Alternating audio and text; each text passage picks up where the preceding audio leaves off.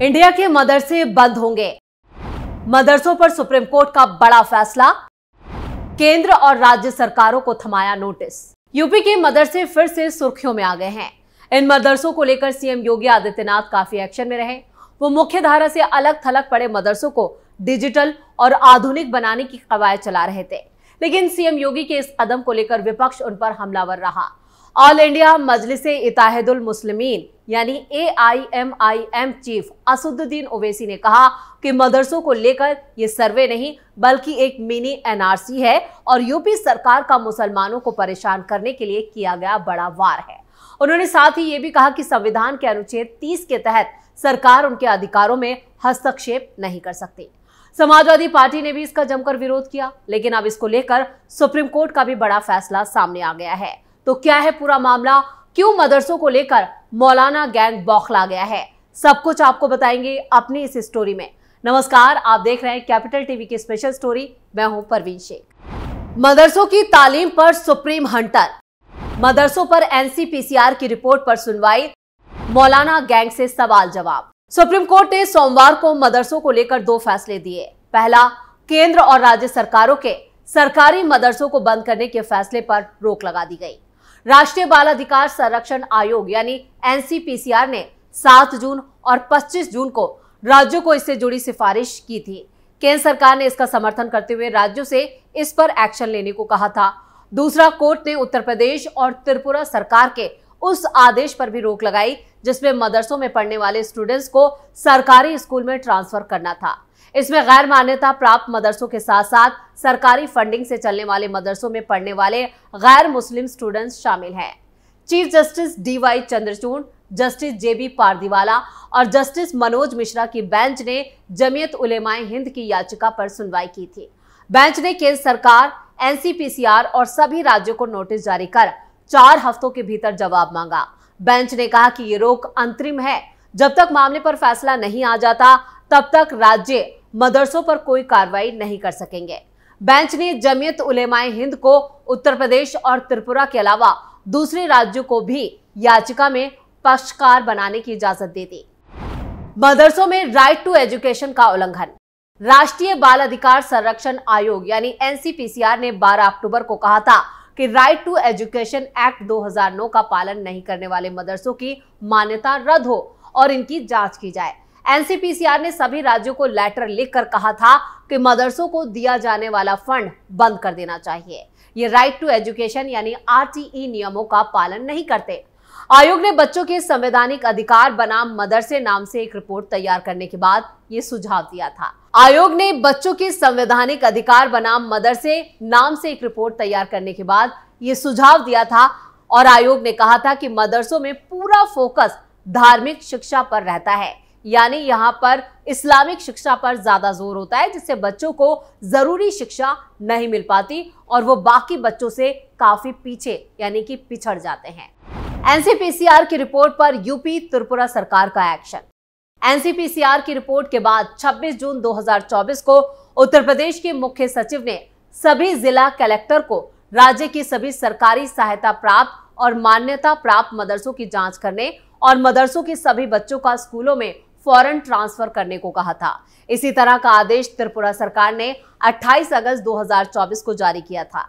10 जुलाई 2024 को केंद्र सरकार ने सभी राज्यों और केंद्र शासित प्रदेशों को NCPCR के निर्देश अनुसार कार्रवाई करने के लिए लिखा था। यानी ये एक्शन जो था ना सिर्फ मोदी सरकार बल्कि यूपी सरकार की तरफ से भी पारित कर दिया गया था और फौरन इसे अमल में लाने के लिए कहा गया था, लेकिन अब सुप्रीम कोर्ट ने इस पर अंतरिम रोक लगा दी है। यूपी मदरसा एक्ट पर विवाद। सुप्रीम कोर्ट ने 5 अप्रैल 2024 को UP board of Madrasa education act 2004 को असंवैधानिक करार देने वाले इलाहाबाद हाईकोर्ट के फैसले पर रोक लगा दी थी। इसके साथ ही केंद्र और यूपी सरकार से जवाब भी मांगा था। कोर्ट का कहना था कि हाईकोर्ट के फैसले से 17 लाख छात्रों पर असर पड़ेगा।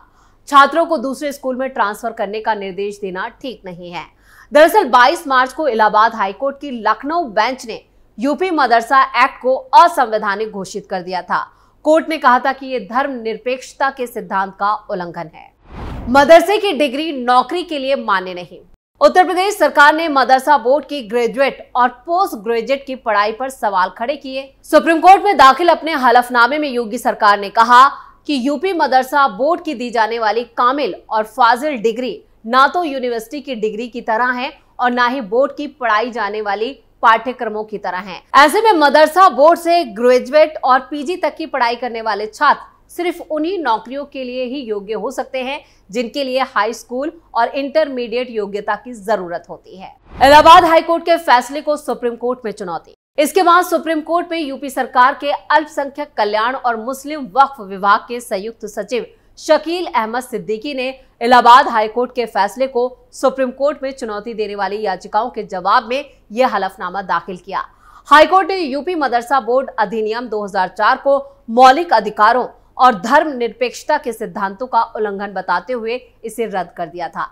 साथ ही राज्य सरकार को मदरसे में पढ़ने वाले छात्रों को मुख्य धारा के स्कूल में समायोजित करने का आदेश दिया था। मदरसे आधुनिक शिक्षा देने में सक्षम नहीं। यूपी सरकार ने सुप्रीम कोर्ट में दाखिल हलफनामे में कहा कि मदरसों में सिर्फ कक्षा 1 से 8 तक की मुख्य धारा के विषय पढ़ाए जाते हैं, जबकि कक्षा 9 और 10 में मुख्य धारा के विषय जरूरी नहीं है बल्कि वैकल्पिक हैं और छात्रों को सिर्फ एक ही विषय चुनना होता है। सरकार ने कहा कि इसलिए छात्रों को समग्र मुख्य धारा की शिक्षा हासिल करने के लिए उन्हें कक्षा 9 में मुख्य धारा के स्कूलों में जाना होगा, क्योंकि मदरसे आधुनिक शिक्षा देने में पूरी तरह से सक्षम नहीं है, यानी पूरी तरह से नाकामयाब हैं और ये जरूरी है कि इन्हें अब आधुनिक शिक्षा से जोड़ा जाए। सरकार का कहना है कि मदरसे में सिर्फ कक्षा 1 से 8 तक की मुख्य धारा के विषय राज्य के SCERT पाठ्यक्रम के अनुसार है और कक्षा 8 के बाद छात्रों को समग्र मुख्य धारा की शिक्षा प्राप्त करने के लिए मुख्य धारा के स्कूलों में जाना जरूरी है, क्योंकि मदरसे ऐसी शिक्षा देने के लिए पूरी तरह से सुसज्जित नहीं है, यानी यहाँ पर उस तरह की पढ़ाई नहीं होती, क्योंकि वो धार्मिक अध्ययन पर ज्यादा ध्यान केंद्रित करते हैं, यानी इस्लामी शिक्षा पर ज्यादा जोर दिया जाता है, जबकि आधुनिक और जो वक्त की मांग है और जो आधुनिक शिक्षा है, चाहे वो डिजिटलाइजेशन हो, कंप्यूटराइजेशन हो, साइंस से जुड़े सब्जेक्ट हो, उन पर गौर नहीं किया जाता। यहाँ तक कि मैथ्स को भी दरकिनार कर दिया जाता है और यही आधार था इस पूरी रिपोर्ट का। कामिल और फाजिल डिग्री देते हैं मदरसा। इसके अलावा राज्य सरकार ने अपने हलफनामे में यह भी कहा कि यहाँ पर ग्रेजुएट और पोस्ट ग्रेजुएट स्तर पर यूपी मदरसा बोर्ड अरबी, फारसी और दीनियात विषयों की शिक्षा के लिए विशेष पाठ्यक्रम क्रमशः यानी कामिल और फाजिल डिग्री देता है। जो मदरसों में अरबी, फारसी और दीनियात विषयों यानी कि अरबी भाषा पढ़ाई जाती है, उसके अलावा उर्दू जैसी शिक्षा देने के लिए जरूरी न्यूनतम शैक्षिक योग्यताएं हैं। सरकार ने कहा कि ये पाठ्यक्रम यूपी भारत सरकार के स्थापित किसी भी यूनिवर्सिटी के समान नहीं है और ना ही इन पाठ्यक्रमों की शिक्षा को राज्य या केंद्र सरकार के स्तर पर रोजगार के लिए किसी भी यूनिवर्सिटी की जो पीजी और यहाँ पर जो ग्रेजुएट डिग्रियां हैं उसके रूप में इतनी मान्यता दी जाती है। ऐसे में मदरसा शिक्षित छात्रों की नौकरी सिर्फ उन्हीं नौकरियों के लिए हो सकती है जिनके लिए योग्यता हाई स्कूल या इंटरमीडिएट योग्यता की आवश्यकता होती है। सुप्रीम कोर्ट के आदेश का पालन करेंगे। हालांकि यूपी सरकार ने यह साफ किया कि इस मामले में सुप्रीम कोर्ट का जो भी आदेश होगा उसका पालन किया जाएगा। सुप्रीम कोर्ट ने इस मामले में अंजुम कादरी और दूसरे लोगों की तरफ से दाखिल अपीलों पर विचार करते हुए हाई कोर्ट के फैसले पर रोक लगा दी थी। सरकारी सहायता प्राप्त 1,35,764 स्कूल।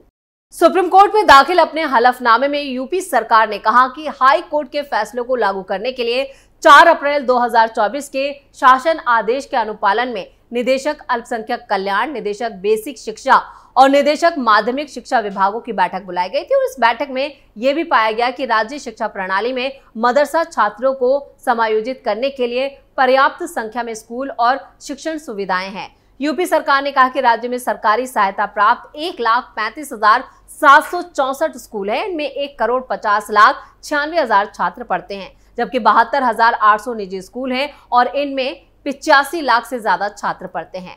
एनसीपीसीआर ने मदरसे की शिक्षा पर उठाए सवाल।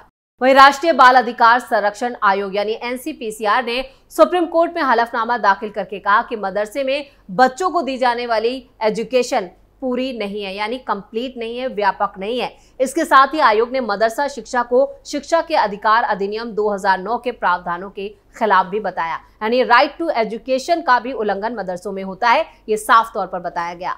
आयोग ने कोर्ट में कहा कि मदरसा बुनियादी जरूरतों को पूरा करने में पूरी तरह से नाकामयाब रहा है और बच्चों की अच्छी शिक्षा और मौलिक अधिकार का भी हनन हुआ है। आयोग ने कहा कि मदरसे में बच्चों को न सिर्फ उपयुक्त शिक्षा बल्कि स्वस्थ माहौल और विकास के बेहतर अवसरों से भी वंचित किया जा रहा है। इसके साथ ही आयोग ने कोर्ट से यह भी कहा कि मदरसे में गैर मुसलमानों को इस्लामिक धार्मिक शिक्षा भी दी जा रही है, जो भारत के संविधान के अनुच्छेद 28(3) का उल्लंघन है।